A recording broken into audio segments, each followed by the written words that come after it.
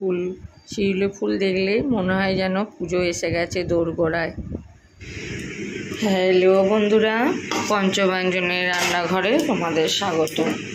আজকে তোমাদের সাথে যে রেসিপিটি শেয়ার করব, আগের দিন একটা রেসিপি শেয়ার করেছিলাম রূপচাঁদ মাছের, তো সেই মাছটা আরও রয়ে গেছে। আজকে একটু অন্যরকমভাবে শেয়ার করব। কড়াইটাকে গরম বসিয়ে দিই, পাঁপড় ভেজেছিলাম, তেল রয়েছে, আশা করি এই তেলেই হয়ে যাবে। তো ওই রূপচাঁদ মাছ 4 পিস রয়েছে, আজকে সর্ষে পোস্ত দিয়ে করব। এই যে দেখো, নুন হলুদ ভালো করে মাখিয়ে নিয়ে রেখে দিয়েছি, 10 মিনিটের ওপর হয়ে গেল। আর এখানে আমি কালো জিরে শুকনো লঙ্কা নিয়েছি ফোড়নের জন্য, আর এই যে কাঁচা লঙ্কা দিয়ে সর্ষে পোস্ত বেটে রেখেছি।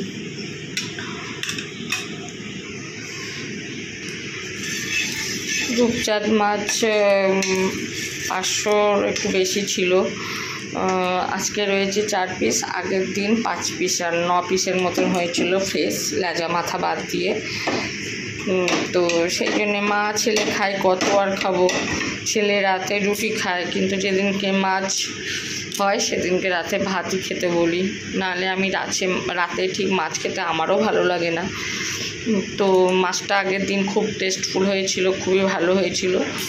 তো ছেলে আজকে বললো, মা আজকে একটু অন্যরকম করে করো। তো জানি এই মাছটা পেঁয়াজ রসুন দিয়ে করলে ভালো লাগে, তো আজকে একটা চান্স নিলাম, দেখি সর্ষে পোস্ত দিয়ে করি, কেমন লাগে খেয়ে কিন্তু বুঝতে পারবো। আমি প্রথমে মাছগুলো নুন হলুদ মাখিয়ে রেখেছি, মাছগুলো ভেজে নিই।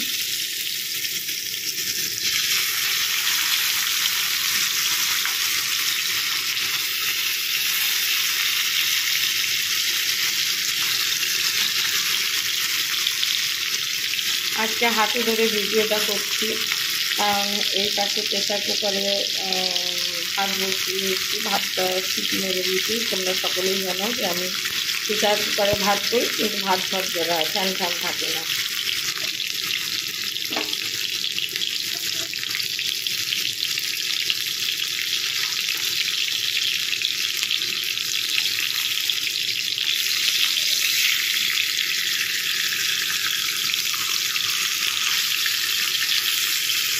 মাছটা একটু পাল্টে দিচ্ছি।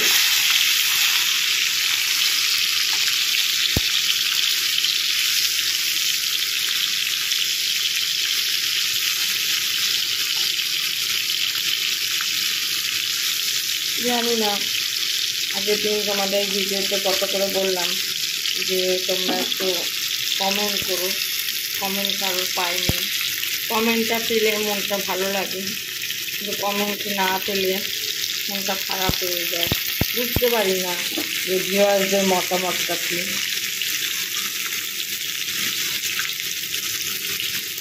যাকে তোমরা তোমাদের মতামত জানা, আমি আমার মতন করে যাই। একদিন না একদিন তো তোমাদের মতামত ঠিকই পাবো। এখানে যে মশলাটা করেছি, এটাতে সাদা সর্ষে আছে আর পোস্ত আছে। তো দেখো বন্ধুরা, মাছগুলো ভাজা হয়ে গেছে। এবার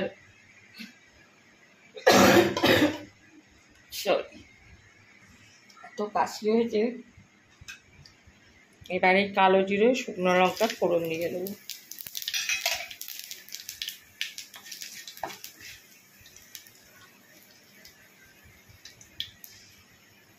এবারে সর্ষে পোস্ত দিয়ে বেশিক্ষণ কষাবো না, সঙ্গে সঙ্গে জল দিয়ে দেবো, কারণ কিছু হয়ে যাবে তাহলে।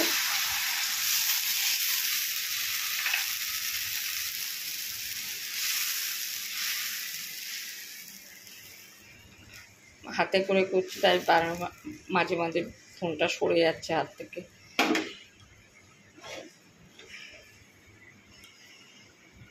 আর হলুদ দেবো না, মাছে মাখানোতে যেটুকু হলুদ পড়েছে সেই হলুদেই যেটুকু কালার হবে। একটু ফ্লেমটা হাই করে দেবো। নুনটা একটু চেক করে নেব।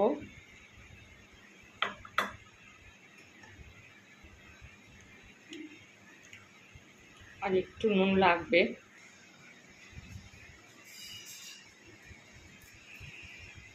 সামান্য একটু নুন দিলাম।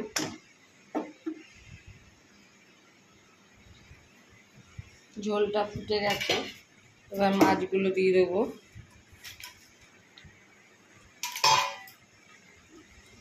একটা মাছ একটু ভেঙে গেছে।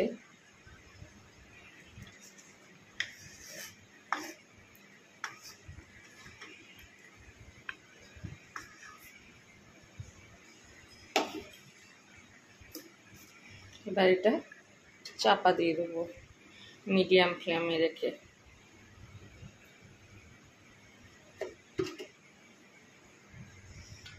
চলো 2-3 মিনিট পর ফিরে আসছি। রেসিপিটি খুবই ছোট, করতে একদমই বেশি টাইম লাগবে না।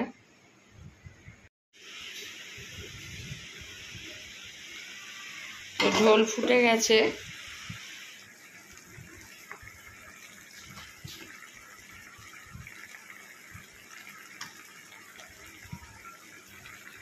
একটুকুনি ঝোল থাকবে, একটু গামাখাই করছি, বেশি ঝোল রাখবো না। রেসিপিটি খুব ছোট্টই হলো, 10 মিনিটের কম হলো মনে হচ্ছে। যা বেশি কিছু তো না, মাছটা ভাজা আর ফোড়ন দিয়ে কালো জিরে শুকনো লঙ্কা ফোড়ন দিয়ে সর্ষে পোস্ত বাটা পেস্ট দিয়ে একটু নাড়িয়ে মাছটা ফুটিয়ে নেওয়া, এই তো রেসিপি। এমন কিছু বড় রেসিপি নয় যে টাইম লাগবে, আর খুবই সহজ রেসিপি। এটা সবারই জানা। এরকমভাবে রুই পোস্তও করা যায়, ইলিশ মাছও করা যায়, বাটা মাছ করা যায়। তা আমি আজকে রূপচাঁদ মাছটা করে দেখলাম কেমন লাগে। তো চলো এবার গ্যাসটা নিভিয়ে দিই।